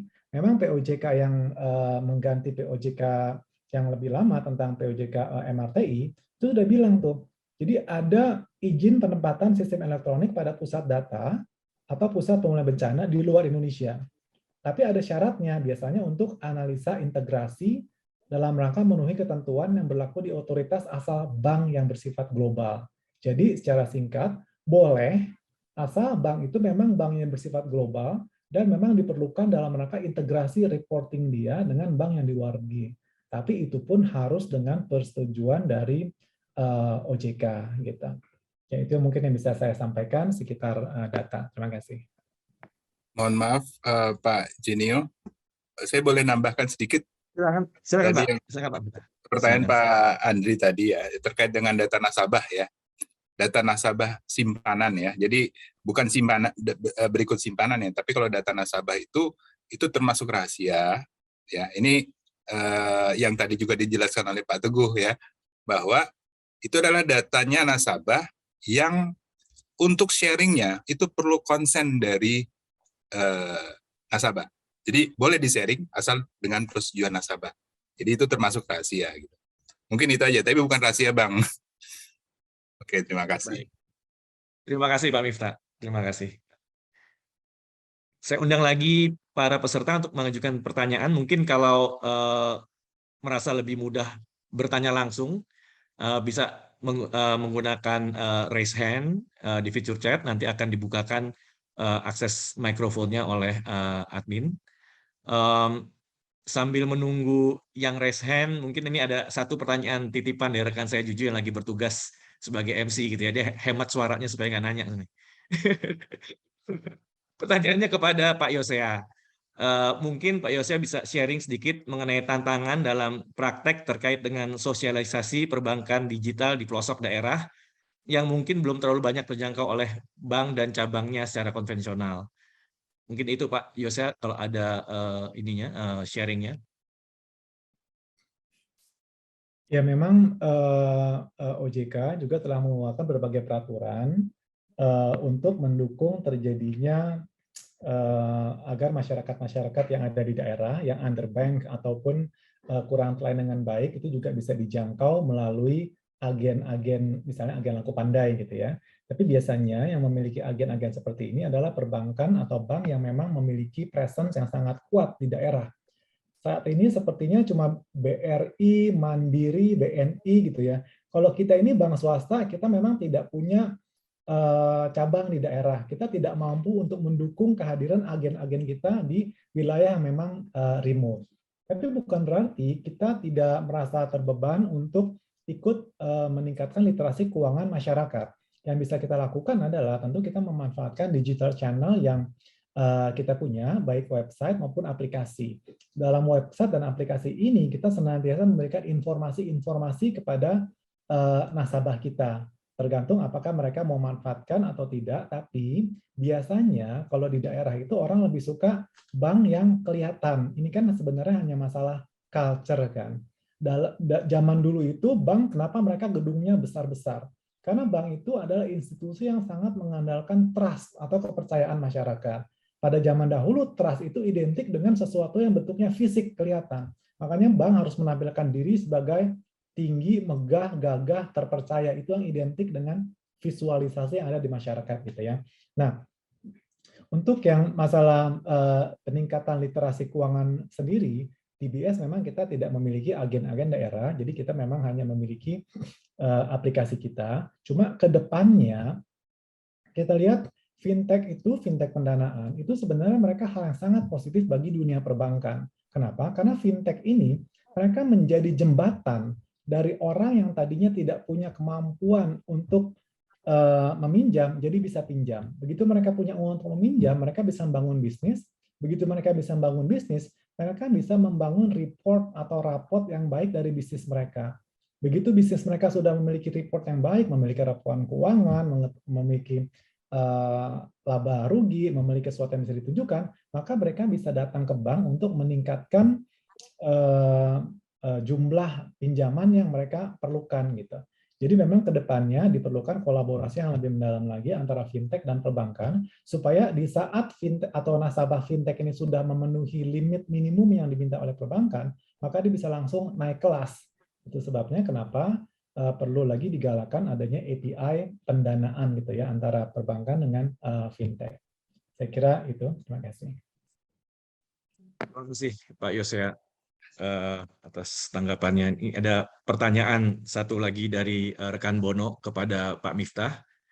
Pertanyaannya, mengingat biaya operasional bank digital cenderung jauh lebih efisien, apakah OJK juga akan mengatur tingkat bunga dan biaya-biaya jasa-jasa lain agar konsumen bisa merasakan manfaat dari bank digital? Silakan Pak Miftah. Ini pertanyaannya kualitatif ya. Ya memang it goes without saying, ya. Namanya persaingan itu ya. Kalau di bank itu ada dua ya. Persaingan ketika dana ketat. Ya. Ketika likuiditas ketat itu bersaing suku bunga. Suku bunga simpanan ya kan? Tapi ketika dia punya advantage dari sisi cost yang lebih murah, ya harusnya dia bisa bersaing juga dari sisi interest untuk pinjaman ya kan, seperti itu. Nah ini kan yaitu business as usual sih sebenarnya. Cuman kami sendiri sementara ini berupaya ya menghimbau minimal dari aturan yang sudah kita punya itu terkait dengan suku bunga simpanan.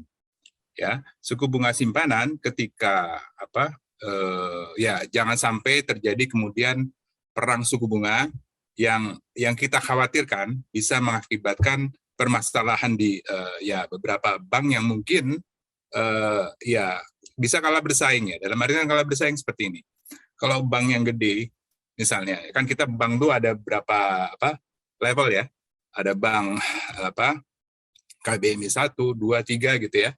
Jadi dari size-nya sendiri itu bisa berpengaruh ketika masuk ke persaingan.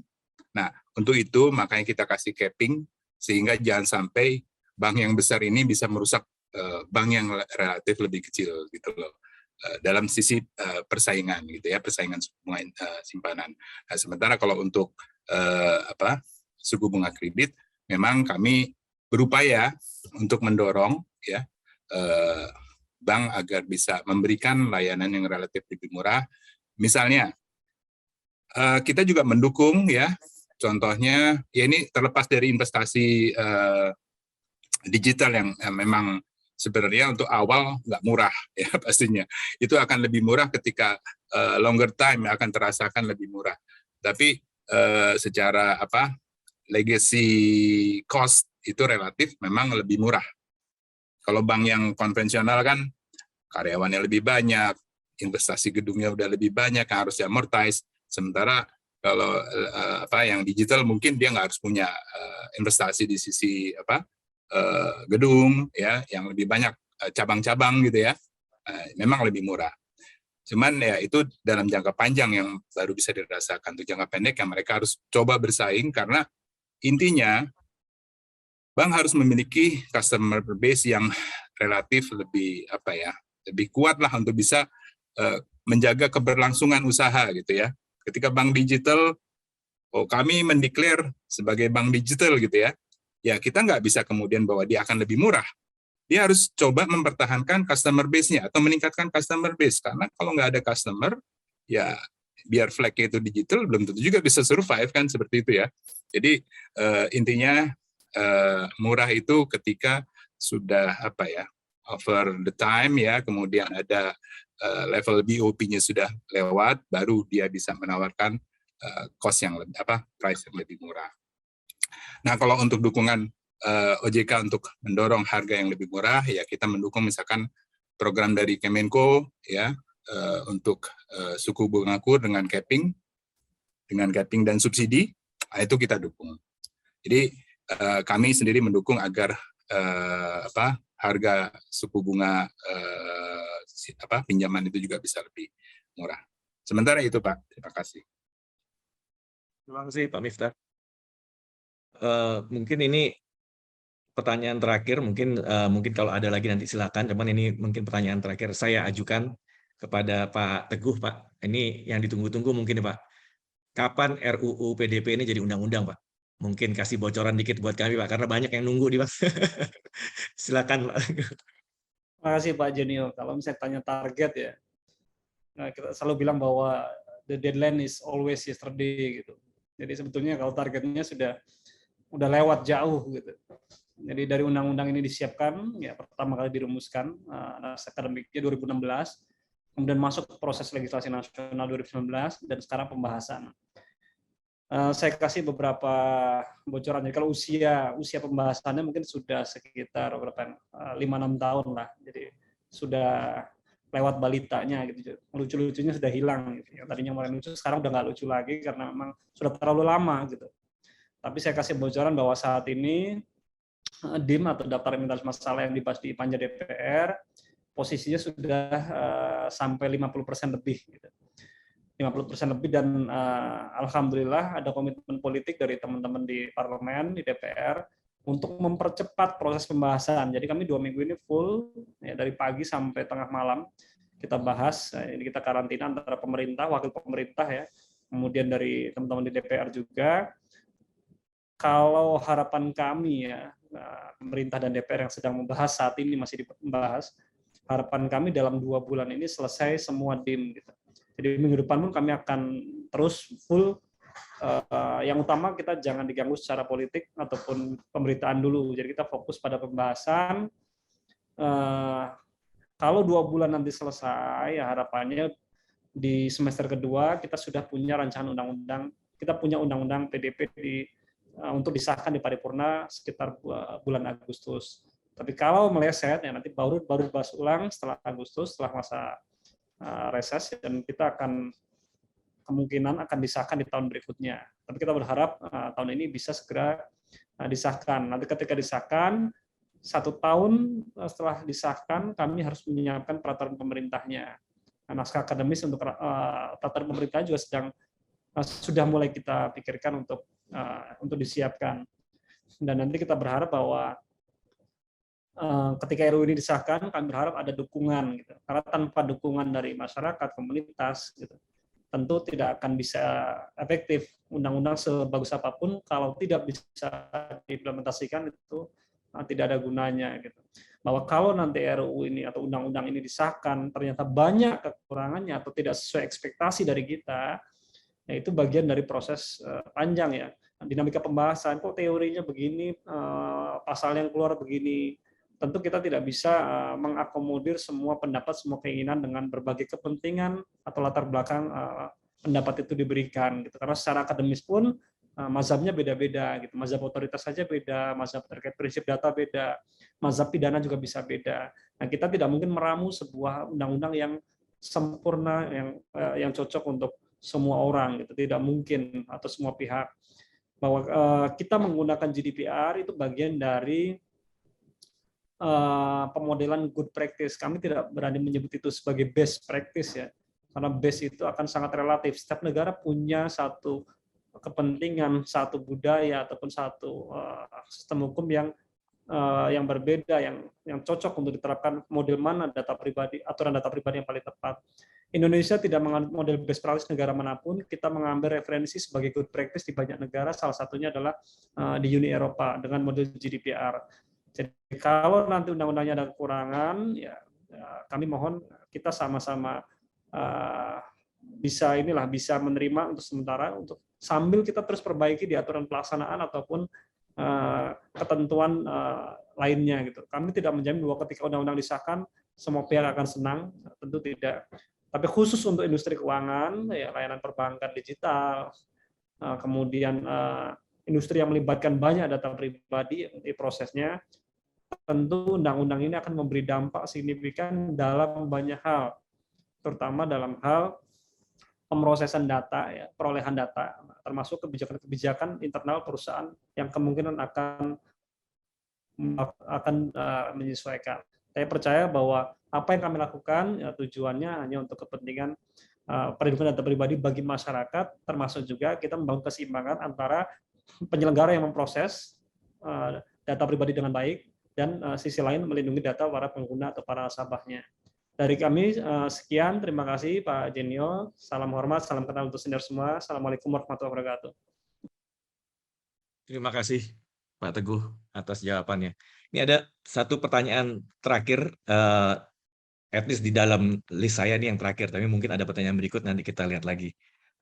Setelah pertanyaan ini, kalau tidak ada pertanyaan lagi, mungkin saya akan minta para narasumber untuk memberikan sepatah dua kata penutup, wejangan atau apapun kepada kami gitu ya, sebagai peserta yang sehubungan dengan tema hari ini. Pertanyaan dari rekan Abdul Haris. Yang terhormat Bapak Yosya Iskandar, bagaimana pengamatan Bapak terkait prospek penetrasi bank digital bagi pembiayaan korporasi dibandingkan untuk retail? Jadi saat ini dari sisi digitalisasi memang produk-produk yang dimiliki oleh bank untuk nasabah korporasi itu lebih sedikit daripada nasabah retail. Tapi hal ini terjadi karena memang by nature nasabah retail itu jauh lebih kecil-kecil, jauh lebih banyak. Sementara nasabah korporasi itu mereka sedikit jumlahnya, tapi memang besar-besar, gitu kan. Jadi mungkin dalam hal ini sebenarnya nasabah korporasi pun sudah mulai menikmati digitalisasi. Seperti misalnya di DBS itu kita ada layanan API di mana customer corporate kita mereka bisa langsung melakukan pembayaran tagihan kepada semua vendor mereka melalui sistem yang disediakan oleh DBS gitu. Itu kita disediakan oleh GTS kita atau dari sisi trade gitu ya. Itu satu. Lalu yang kedua, untuk pinjaman dari corporate, kita juga bisa melakukan corporate financing tapi lebih kepada SME. Dalam hal ini kita bisa bekerja sama dengan P2P lending yang memfokuskan diri kepada SME. Jadi tentunya SME ini atau UMKM ini dia juga tiket size-nya tidak sampai sebesar corporate ya. Jadi kalau untuk corporate sendiri karena size-nya besar dan karena melibatkan kolateral yang lumayan kompleks, belum lagi kalau dia menyangkut sindikasi, biasanya itu negosiasi akan berjalan dengan lumayan lama gitu kan. Untuk digitalisasi pada saat ini yang mampu dilakukan lebih kepada hal-hal yang sifatnya rutin, template, angkanya kecil, tidak subject to negosiasi misalnya. Kebetulan nasabah corporate saat ini masih belum memenuhi kriteria tersebut. Jadi digitalisasi pun berjalan dengan sedikit lebih lambat ketimbang untuk nasabah retail. Terima kasih. Terima kasih Pak Yosya atas tanggapannya. Berhubung sudah tidak ada lagi pertanyaan dari rekan-rekan, kalau saya lihat di chat room, mungkin kesempatan pertama saya berikan kepada Pak Miftah untuk memberikan kata-kata penutup, Pak. Kemudian lanjut dengan Pak Teguh dan kemudian Pak Yosya. Silakan Pak Miftah. Baik, terima kasih. Digitalisasi ini memang evolusi, ya, ada evolusinya dan juga ada disrupsi, ya. Nah ini yang jadi masalah, disrupsi. Disrupsi itu bukan kepada industri, tapi juga kepada masyarakat. Ya kita tahu misalnya yang tadi kita untuk apply kredit harus datang ke bank. Sekarang orang di desa atau dimanapun bisa ditawarkan kredit langsung di handphonenya. Nah, karena dia nggak melek digital, nggak melek financial, dia bisa masuk ke perangkap yang mungkin ya sebenarnya konversi dari rentenir sebelumnya menjadi rentenir yang digital. Nah, ini makanya kesadaran digital ini memang harus kita waspadai dalam artian bukan hanya industri, jadi kita semua harus memiliki kesadaran digital dan juga mendorong agar literasi digital ini bisa diterima dan dikuasai oleh semua level, semua pihak lah gitu ya. Karena kalau kemudian terjadi sesuatu bisa jadi efeknya ya seperti kemarin kasus pinjol. Kita tahu sendiri ya seperti apa ya. Jadi mari kita sama-sama mendorong literasi digital ya kepada semua pihak, minimal terhadap kita sendiri. Jangan sampai seperti tadi saya cerita, data kemana-mana, karena ini data ini sendiri menjadi key yang penting di era digital ini. Jaga data kita sendiri, jangan sampai kemudian kita nggak tahu itu mau dipakai buat apa oleh yang memintanya. Terima kasih. Mungkin itu. Wassalamualaikum warahmatullahi wabarakatuh. Waalaikumsalam. Terima kasih. Silakan Pak Teguh. Baik, terima kasih. Kami dari Kementerian Komunikasi dan Informatika mengucapkan beribu terima kasih kepada HKHTM yang sudah mengundang kami. Mungkin untuk pertama kalinya mendiskusikan banyak hal terkait dengan regulasi data pribadi, dan mungkin ke depannya kita akan bicara regulasi teknologi lain yang memang relevan dengan materi yang akan disampaikan. Khusus untuk data pribadi, bahwa konsekuensi dari digitalisasi di sektor keuangan, termasuk perbankan, adalah munculnya risiko-risiko atas kebocoran atau insiden data pribadi, dan risiko itu tidak bisa dihindari. Kita hanya bisa lakukan mitigasi. Salah satu mitigasinya adalah kita melakukan compliance, kita menjalankan kepatuhan terkait dengan aturan-aturan pelindungan data pribadi, mulai dari bagaimana kita memperoleh, bagaimana kita memproses, menjaga, dan menyimpan, dan sampai dengan pemusnahan.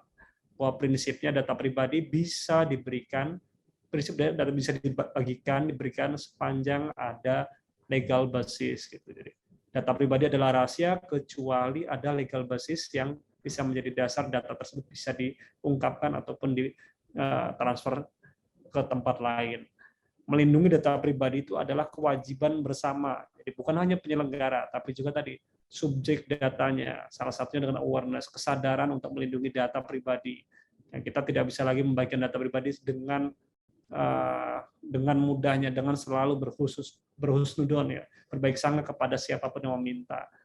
Kewajibannya adalah kewajiban bersama antara subjek data dan penyelenggara. Rancangan Undang-Undang Perlindungan Data Pribadi ini yang sedang kami siapkan adalah bentuk ikhtiar kita, baik itu pemerintah maupun DPR, untuk mencegah penyalahgunaan data pribadi. Dan mari mulai sekarang kita ubah mindset kita. Yang tadinya kita berpikir data pribadi adalah aset, kita ubah menjadi data pribadi adalah amanah atau tanggung jawab yang harus dilindungi. Dari kami, ucapkan terima kasih. Sekian. Selamat siang. Assalamualaikum warahmatullahi wabarakatuh. Waalaikumsalam.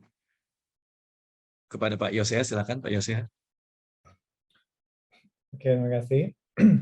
Jadi perbankan itu atau bank itu hanyalah satu dari sekian banyak stakeholders atau pemangku kepentingan dari digitalisasi yang tengah berjalan saat ini.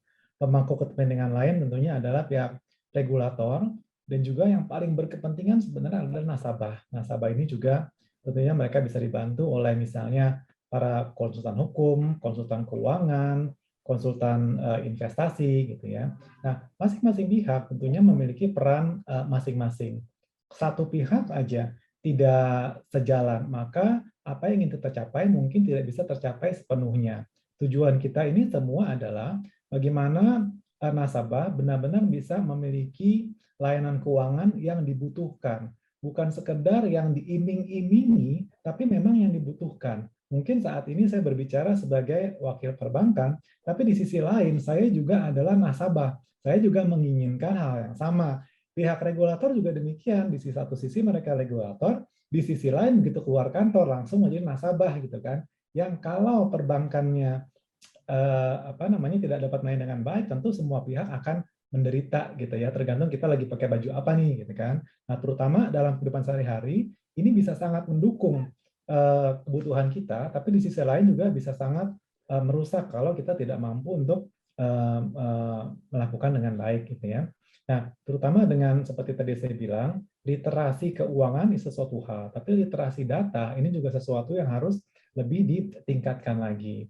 Nah, untuk kedepannya tentunya saya akan terus senang atau misalnya bersedia apabila ada sharing-sharing seperti ini, di mana kita juga bisa memperoleh masukan baik dari regulator, dari customer, mungkin juga dari pihak para pakar di bidang hukum. Terima kasih, itu aja dari pihak saya.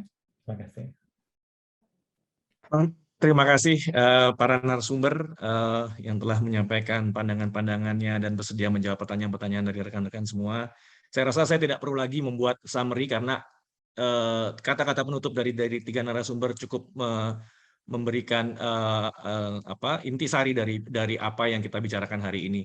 Kemudian tapi ada satu yang tadi disebutkan oleh Pak Miftah, kalau nggak salah, kesadaran digital itu ya. Itu di kita sebagai konsultan hukum juga kita harus sadar digital, dalam arti yang namanya disrupsi itu ada di mana-mana. Bank sudah terkena disrupsi. Apakah kita sebagai konsultan hukum dalam menjalankan profesi kita juga akan terkena disrupsi oleh digital? Itu yang mungkin nanti kita harus lebih siap lagi. Sekali lagi saya ucapkan terima kasih kepada seluruh narasumber, Pak Teguh Supangkat yang telah memberikan keynote speech, kepada Bapak Muhammad Miftah, Bapak Teguh Arifyadi, kemudian juga Bapak Yosya Iskandar yang telah bersedia sharing kepada kami, anggota HKHPM hari ini. Terima kasih banyak. Dan juga kepada rekan-rekan HKHPM yang telah bersedia hadir hari ini sampai akhir, mengajukan pertanyaan dan mendengarkan sharing bersama-sama. Terima kasih atas kesempatan juga yang diberikan kepada saya untuk menjadi moderator. Apabila ada salah-salah kata atau tindakan yang tidak berkenan, saya mohon maaf, dan dengan ini saya kembalikan kepada rekan Juju sebagai pembawa acara. Salam sejahtera, salam sehat selalu. Terima kasih. Terima kasih rekan Genio. Baiklah, terima kasih saya ucapkan sebagai atas nama panitia atas pemaparan dan diskusi yang luar biasa hari ini. Dan rekan Genio, rekan Nino, terima kasih telah memandu sesi pemaparan materi dan sesi tanya jawab pada kesempatan kali ini. Baiklah Bapak Ibu, kita memasuki agenda selanjutnya, yaitu penyerahan tanda terima kasih secara simbolis virtual yang akan disampaikan oleh Ketua Umum HKHPM, Pak Iwan, kepada para narasumber dan moderator. Yang pertama kita sampaikan kepada Bapak Muhammad Miftah, Direktur Penelitian Bank Umum Departemen Penelitian dan Pengaturan Perbankan Otoritas Jasa Keuangan. Silakan Pak Iwan. Baik, terima kasih Kan Juju. Pak Miftah, terima kasih Pak atas kesediaannya untuk hadir, memberikan pemaparan yang sangat-sangat menggugah kita, membuat kita menjadi melek matanya ya, rekan-rekan semua. Untuk itu, kami dari HKPM memberikan cindera mata berupa plakat yang saat ini kami serahkan secara virtual terlebih dahulu. Mohon dapat diterima, Pak. Baik, terima kasih, Pak. Semoga apa yang kami paparkan bisa memberikan tambahan wawasan dan sosialisasi bagi kami juga mengenai kebijakan kami. Terima kasih. Amin.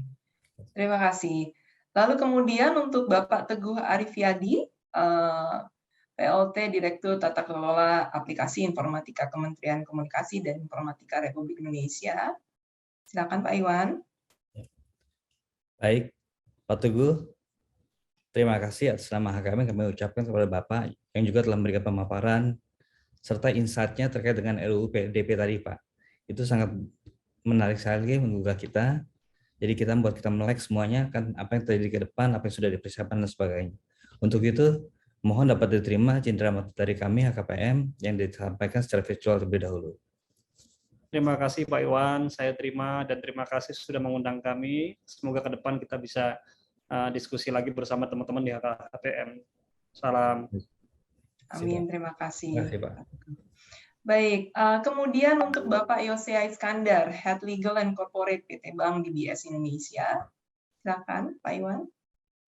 Pak Yosya, Waduh, terima kasih nih atas insight-nya, atas sharing-nya pada kita semua. Jadi kita juga selain mengetahui secara roadmap perbankan seperti apa, terus dari sisi regulasinya, juga kita tahu dari sisi praktek yang dialami oleh, khususnya dalam hal ini kesempatan ini adalah Pak Yosya dari DBS Indonesia. Untuk itu kami dari HKBM mengucapkan terima kasih, juga menyampaikan cenderamata secara virtual terlebih dahulu. Mohon dapat diterima Pak Yosya.